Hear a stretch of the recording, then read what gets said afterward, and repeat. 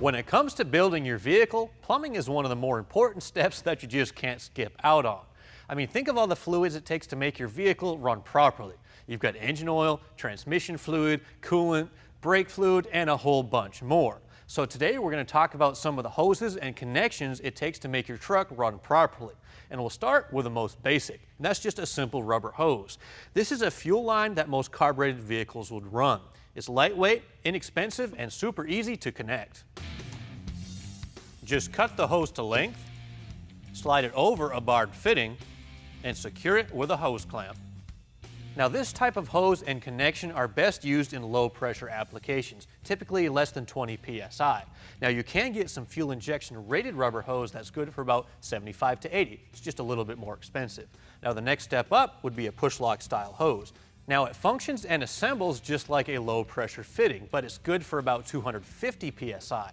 Now this is best used in a diesel fuel system, an engine oil cooler, or a transmission fluid cooler. Typically anywhere you have a little bit higher pressure and a little bit higher temperature. Here's how it goes together.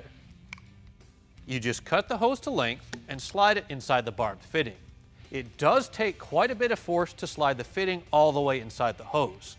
It's important to note the barbs are specific to the push lock style of connection and do not require a hose clamp. When plumbing projects at Truck Tech, we like to use AN style fittings and hoses wherever possible. They're usually made from aluminum and are available in a wide variety of sizes and colors. Plus, depending on the hose, they can be rated at over 600 psi, and they look much nicer when they're fully installed. Here's how they go together. First, wrap the hose with masking tape where you want to make the cut. Then, use an abrasive wheel to cut through the hose. The tape will prevent the outer braided layer from fraying. Next, disassemble the fitting, peel off the tape, and slide the collar onto the end of the hose.